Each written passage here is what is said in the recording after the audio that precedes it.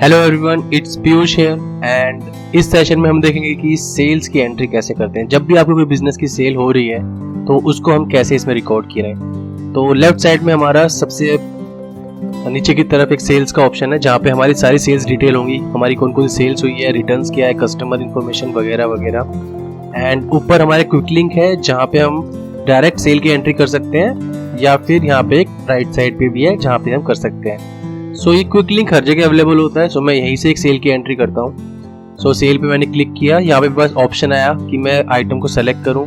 सो यहाँ पे हम वही आइटम सेल कर सकते हैं जो हमारी इन्वेंट्री में है। सो ये काफ़ी लॉजिकल बात है कि भाई जब आपकी इन्वेंट्री में ही आइटम नहीं है तो सेल कैसे करोगे। लेकिन तो इसीलिए हम जो भी हमारे इन्वेंट्री में आइटम ऐड होता है हम उसी को यहाँ पे सेल के लिए करते हैं। तो मेरा एक फ़ोन मैंने ऐड किया था, सो मैं उस फ़ोन की यहाँ पे एंट्री करता हूँ। सो मेरे पास 10 क्वांटिटी अवेलेबल है एंड मैं उसको 55,000 पे बेचना चाह रहा हूँ एंड इसको मैं सेव एंड कंटिन्यू करूँगा। कस्टमर अगर आपका ऑलरेडी कोई पहले से रिफाइंड कस्टमर है जो पहले से आते आ रहे हैं तो वो आपके डेटाबेस में सेव होंगे, वो आप सर्च कर सकते हैं डायरेक्टली। अभी मैंने बिल्कुल फ्रेश स्टार्ट किया है तो कोई कस्टमर सेव नहीं है। सो यहाँ पे हम न्यू पे जाके नए कस्टमर की एंट्री कर सकते हैं कि मान लीजिए रवि को हमने ये बेचा, जिनकी रवि प्राइवेट लिमिटेड कंपनी है एंड उनका जीएसटी नंबर है, कस्टमर का जीएसटी नंबर एंड कस्टमर का फ़ोन नंबर एंड कस्टमर का बिलिंग एड्रेस हो गया ये। सो ये हमारी सेल की एंट्री हो गई एंड यहाँ पे सेलेक्ट स्टेट को, ये थोड़ा सा इंपॉर्टेंट रहता है। अगर आप जीएसटी बिल बना रहे हैं तो स्टेट की वजह से आपके जीएसटी पे फर्क पड़ जाता है। सो मैं इसको सेव एंड कंटिन्यू करूँगा। एंड पिकअप एंड डिलीवरी, अगर आपकी सेल पिकअप पे हो रही है तो इसी को रहने दीजिए। अगर आप डिलीवरी कर रहे हैं तो आप डिलीवरी सेलेक्ट कर लीजिए। सो मेरी पिकअप पे है, मैं पिकअप कर रहा हूँ। एंड पेमेंट पे पे नाउ एंड पे लेटर के ऑप्शन 2 हैं। अगर आपकी पेमेंट कस्टमर अभी कर रहा है तो हम पे नाउ सेलेक्टेड कर देंगे। अगर वो आपसे सामान क्रेडिट पे खरीद रहा है एंड वो बाद में पैसे देगा तो उस केस में हम पे लेटर करेंगे। सो मेरे केस के अंदर मैं पे नाउ पे जाके इसको सेव कर देता हूँ। सो बस दैट्स ऑल, हमारी एक सेल की एंट्री हो गई है। सो एंट्री के अंदर हम देख सकते हैं हमारे कस्टमर की सारी इन्फॉर्मेशन है एंड हमारा आइटम की सारी डिटेल्स है।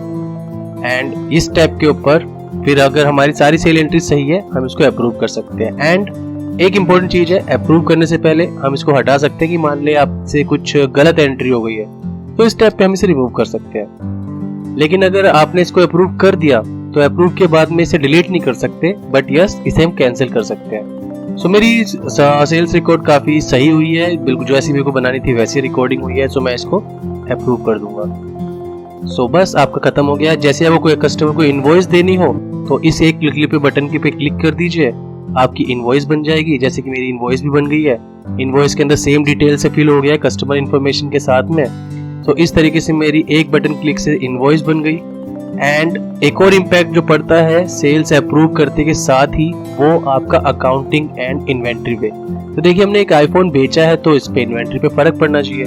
सो मैं अभी क्विकली चेक कर लेता हूँ, जो इन्वेंट्री है हमारी वो ऑल स्टॉक्स के अंदर जाके 9 हो गई है। सो हमने लास्ट वीडियो के अंदर इसमें 10 परचेजिंग करी थी एंड 10 परचेज से भी 9 पर आ गया क्योंकि हमने एक बेच दिया है। सिमिलरली अकाउंटिंग पे अगर मैं जाऊंगा अपनी बैलेंस शीट चेक करूंगा सो मेरे को दिखाएगा कि मेरे पास 55,000 कैश एंट्री हुई है। मतलब मैंने कुछ सेल किया तो मेरे कुछ पैसे आए हैं बिजनेस के अंदर और मेरी जो अर्निंग हुई है वो 8,928 रुपए की अर्निंग हुई है इस सेल की वजह से।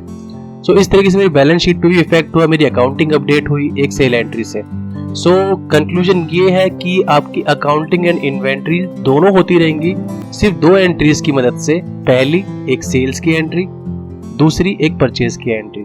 सो इन शॉर्ट जब भी आप कुछ परचेज करें यहाँ पे जाके एक परचेज एंट्री कर दें, जब भी आप कुछ सेल करें यहाँ पे जाके एक सेल की एंट्री कर दें एंड बाकी सारी चीजें ऑटोमेटिकली चलती रहेंगी। सो इस सेशन में हमने देखा सेल्स की एंट्री एंड उनके क्या इम्पैक्ट हो सकते हैं एंड आने वाले सेशंस में हम और इस सॉफ्टवेयर के डिफरेंट एस्पेक्ट को एक्सप्लोर करेंगे। So guys stay tuned and have a really good day. Bye bye.